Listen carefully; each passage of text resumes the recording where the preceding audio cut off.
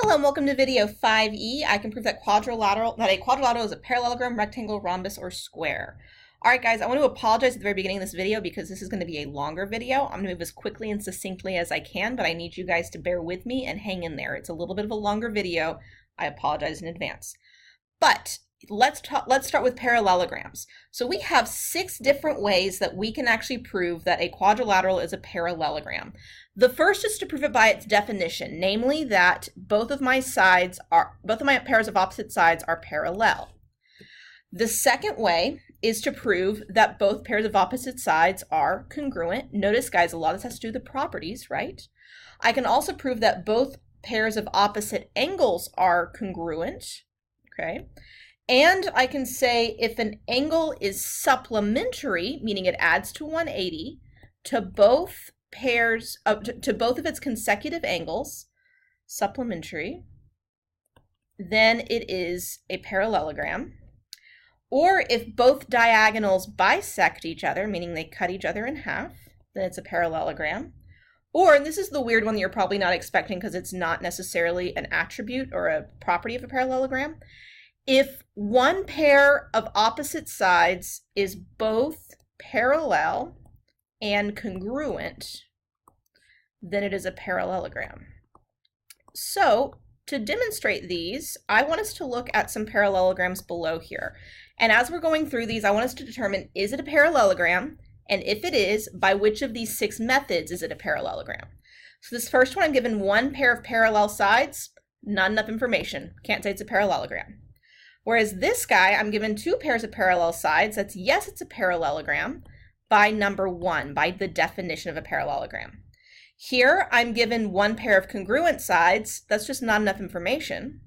Whereas below here, I'm given 2 pairs of congruent sides. So yes, it's a parallelogram by method number 2. Both my opposite sides are congruent.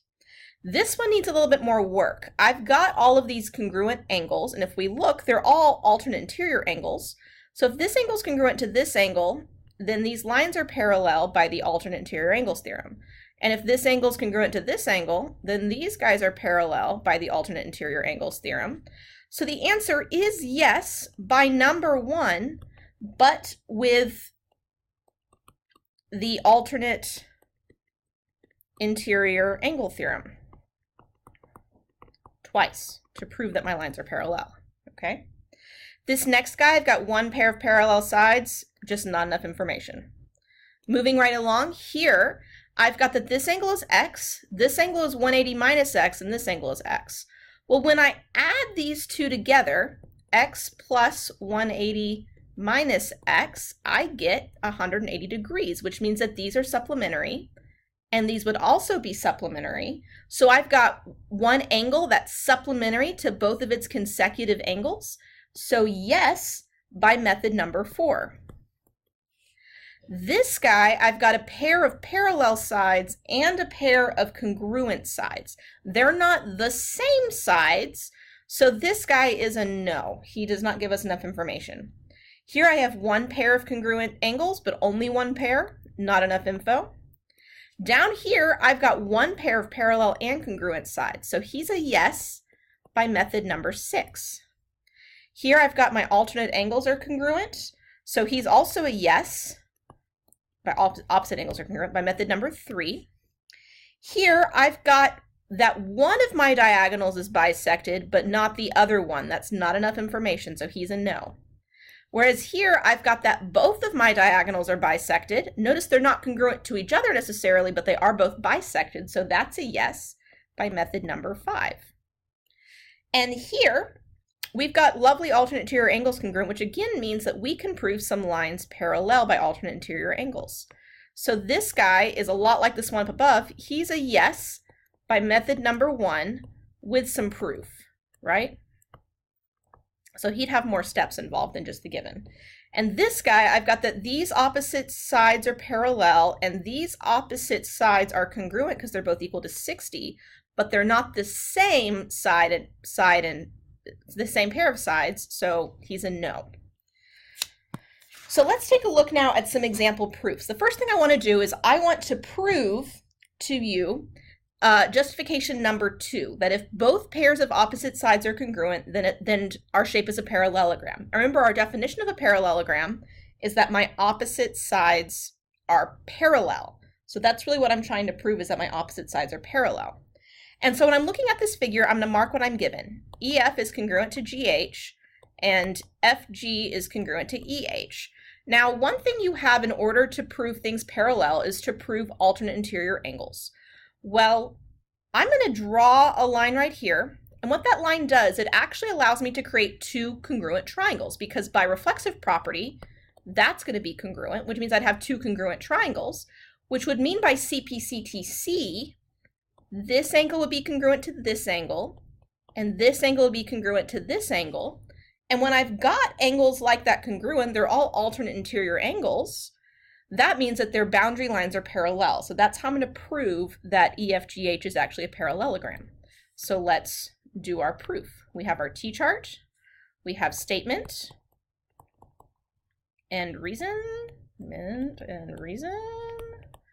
we're going to start off by listing our givens. So our first given was that EF is congruent to GH and FG is congruent to EH, and then I was able to draw EG by construction.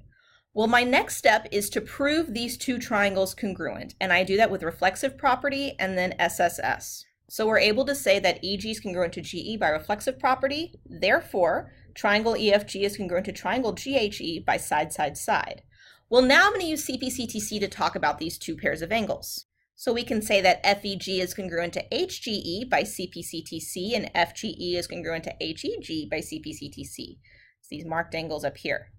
Well, now we've got all these lovely congruent angles. Because this angle is congruent to this angle, that means their boundary lines, EF and GH, are parallel, and this angle is congruent to this angle will make boundary lines FG and EH parallel.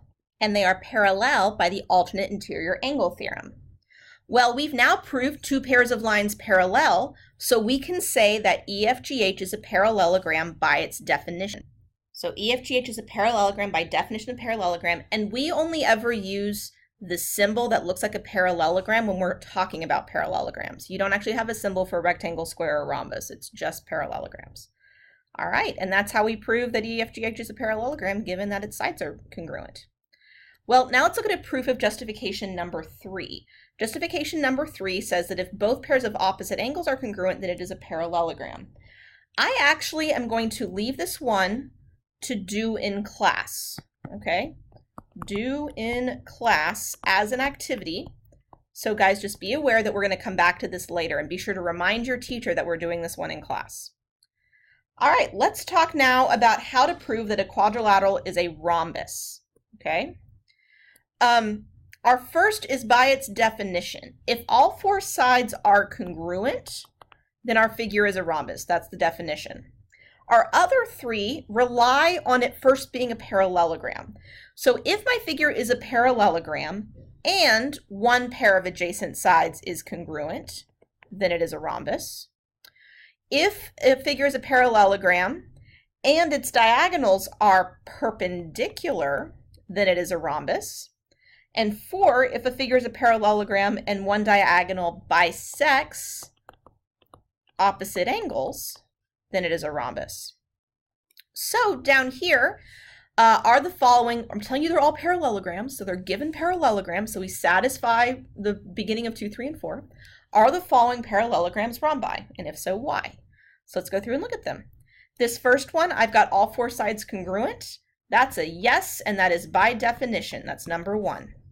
This next one, I've got one pair of opposite sides congruent, one pair of opposite sides parallel. Not enough information.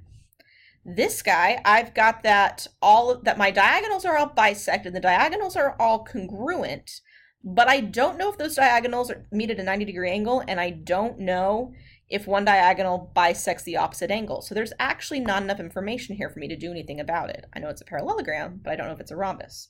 This guy, I've got opposite sides are parallel. Again, that just proves that it's a parallelogram. It doesn't prove that it's a rhombus. Here I have that my diagonals hit a 90-degree angle. My diagonals are perpendicular. Therefore, yes, it's a rhombus by reason number 3. And here I have that my diagonals are bisecting these angles. Therefore, yes, it's a rhombus by reason number 4. So let's look at a justification proof. This proof says if my shape is a parallelogram and one pair of consecutive sides is congruent, then it is a rhombus. So let's take a look at this. I'm given that EFGH is a parallelogram. That's what this means. It's telling me that this is a parallelogram. And I'm given that EF is congruent to FG. I'm given a pair of consecutive sides.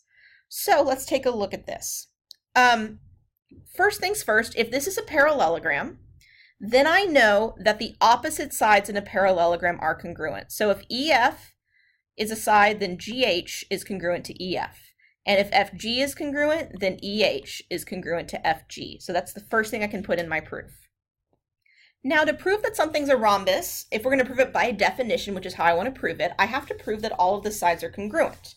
Well, I've proven that the opposite sides are congruent. I'm given that some adjacent sides are congruent. At this point, I just have to prove that each side is congruent to every other side, which I can do by just a series of transitive properties. So I have to make sure that I prove that EF is congruent to FG, which I'm given, EF is congruent to GH, which I just found, and that EF is congruent to EH, which I can do with transitive property. Similarly, I have to prove that FG is congruent to EF, which I did, which was my given, FG congruent to EH, which I've already proven here, and FG congruent to GH, which again I can do with transitive property. And now let's look at GH. I have to prove that GH is congruent to EF, which we've already done. Where is it? Here. I have to prove that GF is congruent to FG, which we just did here, and that GH is congruent to EH, which I can do again with transitivity. So we've done that. Well, if we look at EH, we have to prove EH congruent to EF, which we've already done, EH congruent to FG, which is already done, and EH congruent to GH, which is already done. So we've proven each side congruent to every other side, which means we have proven that EFGH is a rhombus. So we've proven EFGH is a rhombus because all sides are congruent, which is the definition of a rhombus. So let's carry on with our video. Now we're going to look at proving a rectangle. There are three ways to prove a rectangle. The first is by its definition, which are to prove that all four angles are congruent right angles. Congruent right angles. Then it is a rectangle, okay? Or we can prove that if it is a parallelogram and it has one right angle, then it's a rectangle. Or we can prove that it's a parallelogram and its diagonals are perpendicular. Then it, or sorry, congruent. I'm sorry, guys. Congruent. Then it is a rectangle. Perpendicular is a rhombus. Congruent is a rectangle. So let's take a look at this second justification. Let's prove it. I want to prove that if it is a parallel, that if I'm given a parallelogram and has one right angle, then it is a rectangle. So again, I'm given that ABCD is a parallelogram and that A is a right angle. I want to prove that ABCD is in fact a rectangle. So I write down my givens. Let's look at some things here. If this is a parallelogram, then I know that my opposite angles are congruent. So I'm going to know that angle A is congruent to angle C and DB is congruent, or angle D is congruent to angle B. I'll be able to use that. If it's a parallelogram, I know that my consecutive angles are supplementary.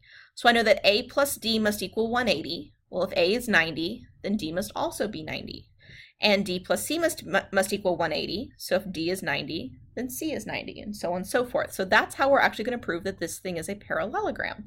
So my first step is to talk about some of these attributes of a parallelogram. The first one, of course, being that the opposite angles are congruent. So our opposite angles are congruent. That's what we've said here in this step. Now let's talk about the measure of angle A. If angle A is a right angle, then we can say that it equals 90 degrees. So it's 90 degrees by definition of right angle. And if A is congruent to C and D is congruent to E, then they're also equal to each other by the, so A equals C and D equals E by definition of congruent. Well, we can now, through transitive property, if A equals 90 and A equals C, then I know that C equals 90. We also know, because this is a parallelogram, that angle C has to be supplementary to angle D because they're consecutive angles. So angle C is supplementary to angle D because consecutive angles are supplementary in parallelograms. Well, if they're supplementary, then they add to 180, and we can also substitute that 90 in for angle C. So C plus D equals 180 by the definition of supplementary, and 90, replacing C with 90, plus the measure of angle D equals 180 by substitution. Well, we're able to subtract that to get that D equals 180. So D equals 90 by subtraction. Well, up here we also said, why was I writing E this whole time, guys? I'm sorry, this should be a B. This should be a B, and this should be a B. Well, if D equals 90, then B also equals 90 because D equals B from up here. So now I've proven 1, 2, 3, 4 angles equal 90 degrees. All 4 angles equal 90 degrees. Therefore, I can show that ABCD is a rectangle by its definition.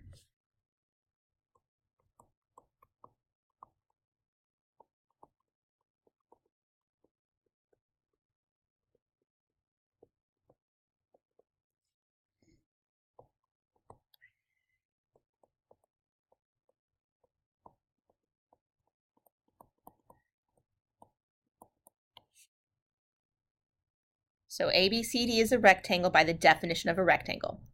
All right, let's move on now and talk about squares. Well, squares are by far the coolest and the longest proofs, because in order to prove that something is a square, you first have to prove that it's a parallelogram by any of the methods we learned on page 21. Then you got to prove it's a rhombus by any of the methods you learned on page 23. Then you have to prove it's a rectangle by any of the methods we learned on this page. And then you can conclude that it's a square. You are able to reverse steps 2 and 3 if you want to, or if it's possible in your proof, but you have to prove that it's a parallelogram, a rhombus, and a rectangle before you can prove it's a square. So let's take a look at these. I want to know which of the following quadrilaterals are squares. Well, when I look at this guy here, I see I've got 4 congruent sides and opposite sides are parallel. Well, that means it's a parallelogram because opposite sides are parallel, and it's a rhombus because all the sides are congruent, but I've got nothing to show it's a rectangle. So no, it's only a rhombus. Rhombus only. I mean, it's a parallelogram too, but it's a rhombus. This guy, I've got a pair of congruent sides and a pair of parallel sides.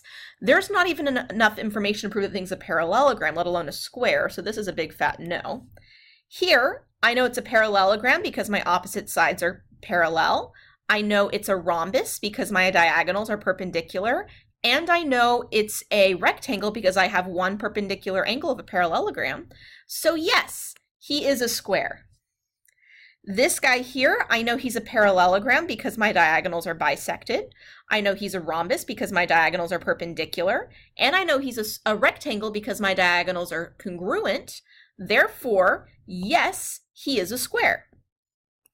This guy, I know he's a parallelogram because my diagonals are bisected. I know he's a rhombus because my diagonals are perpendicular, but I've got nothing to say that he's a rectangle. So he's not necessarily a square. I can say, however, that he is a rhombus. That's my best definition or best classification for him. This guy, I know he's a parallelogram because the opposite sides are congruent. I know he's a rhombus for 2 reasons. 1, all sides are congruent, and 2, my diagonals are perpendicular. But I've got nothing to show that he's a rectangle, so once again, he is a rhombus only. This guy, I know he's a parallelogram because my opposite sides are congruent. I know he's a rhombus because all sides are congruent. I know he's a rectangle because I've got one right angle. Therefore, yes, he is a square. He's a big old check mark. This guy, I know he is a parallelogram for a number of reasons. 1, my opposite sides are congruent. 2, my diagonals bisect each other. I know that he is a rhombus because all of my sides are congruent. And I know that he is a rectangle, because my diagonals are congruent, which means he is in fact a square because he is both a rectangle and a rhombus and a parallelogram. Let's do a proof. Here I'm given quadrilateral ABCD with AB parallel to CD and AD parallel to CB and AC perpendicular to BD. And I'm going to change this statement here real quick, guys. This statement actually needs to read, AC congruent to BD. Okay, let's draw this thing before we do anything, because that's a lot of information with not a whole lot of diagrams. So I have quadrilateral ABCD. I know AB is parallel to CD and AD is parallel to CB. So that this right here is going to prove parallelogram. That's enough there. Then I know that AC, well, that's a diagonal. Whoa, what just happened there? Not what I wanted. Try this again. I know that AC and BD, those are my diagonals. I know that they are perpendicular. So this will prove it's a rhombus. And then I know that AC, this whole segment here, and BD, this whole segment here, that's my diagonal, that they're congruent. Well, this is actually going to prove it's a rectangle. Okay, so we've got everything we need to prove it's a parallelogram, a rhombus, and a rectangle to get me to a square. Now I just have to do it very formally. So as always, start off with your teacher. And I'm actually going to split up my givens on this one, so I think the proof will make more sense that way. I'm going to start with my first two givens. And because those are parallel, that allows me to say that ABCD is in fact a parallelogram by the definition of a parallelogram. And now let's look at the next given now, this AC perpendicular to BD. Well, if AC is perpendicular to BD, those are the diagonals, well, that makes it a rhombus.